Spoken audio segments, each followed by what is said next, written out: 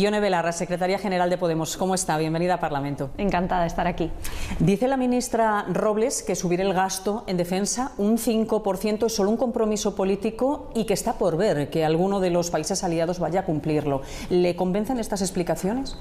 En absoluto, porque precisamente el argumento que ha utilizado el señor Sánchez en estos últimos meses para justificar el mayor aumento del gasto militar de la historia de nuestro país, que se ha producido este mismo año, 10.500 millones de euros, que tenían que haber ido a la sanidad, a la educación, a la dependencia, que han ido al rearme, y el argumento que ha utilizado el presidente para justificar ese brutal aumento del gasto militar ha sido que el señor Rajoy se comprometió a subir el gasto militar hasta el 2% del PIB en la cumbre de la OTAN del año 2014. Por tanto, es inaceptable que el Gobierno esté intentando engañar a la gente y diciendo que ellos no van a cumplir con el 5%. Es realmente un atentado contra nuestro estado de bienestar. Desde la cumbre de la OTAN, ¿ustedes han tenido la oportunidad de hablar con el Gobierno? ¿Se ha producido algún contacto sobre el gasto en defensa o cualquier otro tema, incluida la corrupción? Ahora mismo nuestra distancia con el Gobierno es enorme, porque este es un gobierno el más belicista de la historia de nuestro país y además un gobierno asediado por un caso gravísimo de corrupción sobre el que todavía no han dado ni de lejos las explicaciones que está reclamando la ciudadanía de nuestro país.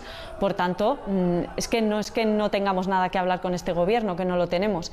Es que nosotras estamos profundamente convencidas de que ahora mismo lo que hay que hacer es construir la alternativa al bipartidismo para que la gente en las próximas elecciones generales no tenga que elegir entre la corrupción del PP y la corrupción del PSOE, entre el rearme del PP y el rearme del PSOE. ¿Ustedes dan por rotos todos los puentes con el Gobierno? Es que quien ha roto los puentes y la confianza de la ciudadanía ha sido Pedro Sánchez. Yo, honestamente, creo que conozco bien al PSOE después de todo lo que hemos vivido en estos años, y yo sí pensaba que el PSOE había aprendido la lección después del 15M, no por compromiso con la regeneración democrática, no por compromiso ético, pero sí porque se habían dado cuenta de que España ya no admite según qué cosas.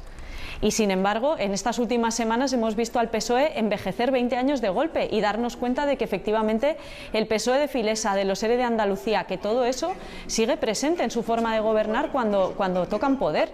Y eso es gravísimo, es de una decepción que es muy profunda y que rompe efectivamente la confianza de la ciudadanía y de quienes hemos tratado de cerrar acuerdos con ellos que eran buenos para España. ¿Y esa decepción de la que hablan les lleva a no negociar nada con el Partido Socialista en lo que pueda quedar de legislatura? Nosotras no esperamos nada de este gobierno, porque Pedro Sánchez ha demostrado que es parte del problema, no parte de la solución. Que el PSOE tenga un caso de corrupción tan grave y que esté reaccionando a ese caso de corrupción de la misma manera que el PP, eso es inaceptable para una fuerza que se dice a sí misma progresista. Por tanto, la distancia con el gobierno es cada vez mayor. Nosotras, yo creo que la gente ya conoce bien a Podemos. Cuando Podemos ha sido fuerte, le ha ido bien a España. ¿Qué quiero decir con esto? Que si hay una votación en el Congreso que supone una mejora, aunque sea mínima, para la gente de este país, siempre se puede contar con el voto de Podemos. ¿Qué esperan ustedes de la comparecencia del presidente del Gobierno el próximo miércoles aquí en el Congreso?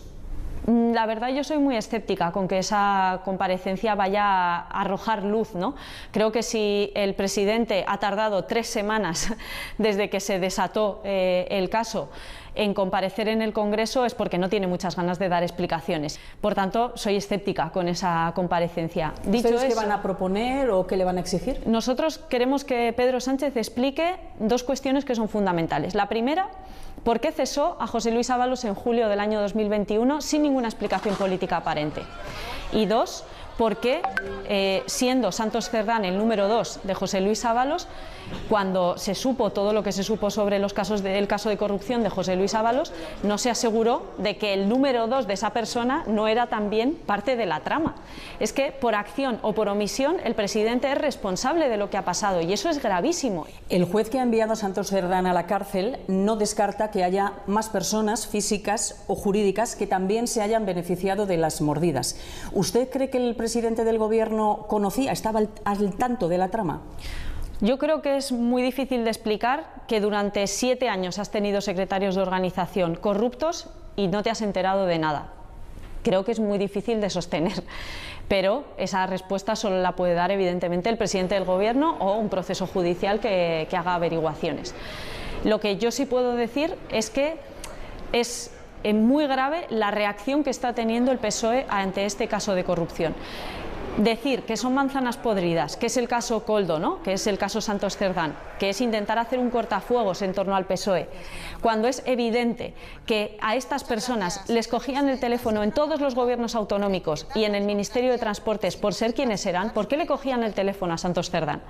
Porque era el jefe del partido. Entonces, señora Belarra, si ustedes creen que el presidente del Gobierno es al menos responsable políticamente de lo que está ocurriendo, ¿por qué no piden su dimisión o que convoque elecciones? Porque esa decisión no depende de Podemos.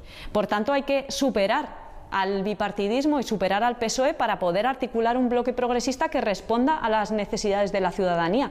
Y ese trabajo no depende de que cambiemos al líder del PSOE, pasa por superar al PSOE. El Partido Popular tiende la mano. ¿Para ustedes sería una opción apoyar esa moción de censura a cambio, solo a cambio, de que Núñez Feijóo convocara elecciones? Nosotros no tenemos nada que hablar con el partido podrido, pero absolutamente nada. El Partido Popular es el partido más corrupto de Europa.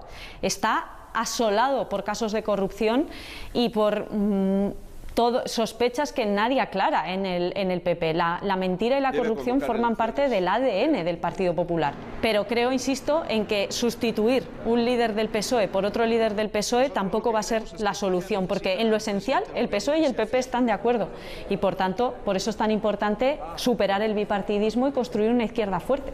Y en esa izquierda fuerte de la que nos habla, la que propone, que defiende, ¿qué papel desempeñaría Sumar, socio minoritario en este gobierno que está pidiendo medidas contundentes contra la corrupción, pero no se sale del gobierno, sigue sin romper su alianza con el Partido Socialista? Nosotras vamos a tratar siempre de presentarnos a las distintas elecciones y a las distintas citas electorales con las candidaturas más amplias posibles, que le hablen a la ciudadanía y que le hablen a los movimientos sociales. ¿Incluye Sumar esa propuesta? Dicho eso, yo creo que ahora mismo la distancia con el gobierno y con todos los partidos que componen el gobierno y que están sosteniendo esta política de complicidad con el genocidio, de rearme, de lavarle la cara a la corrupción, la distancia con esos partidos es enorme. Nosotras vamos a construir, como digo, los espacios más amplios posible, pero tienes que estar en ese proyecto y, por desgracia, Sumar ha demostrado que está en el lado contrario, en un gobierno en el que solo manda Sánchez y en el que parecen estar pues bastante cómodos.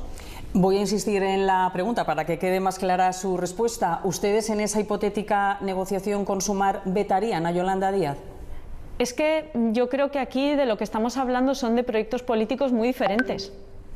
Muy diferentes. En la Semana del Orgullo, Podemos ha presentado una iniciativa para crear un cupo laboral para las personas trans. Cuéntenos un poquito más en qué consiste. Lo que hemos presentado es una iniciativa para garantizar que en todos los empleos públicos siempre hay una reserva en las contrataciones públicas para que el mínimo, el 1%, las personas trans tengan una reserva de puestos, ¿no?, y poder acceder a ese derecho al empleo, que es un derecho fundamental para tener una vida digna. Pues Ione Belarra, secretaria general de Podemos, muchas gracias por haber atendido al programa Parlamento este fin de semana. Un placer, como siempre, muchas gracias.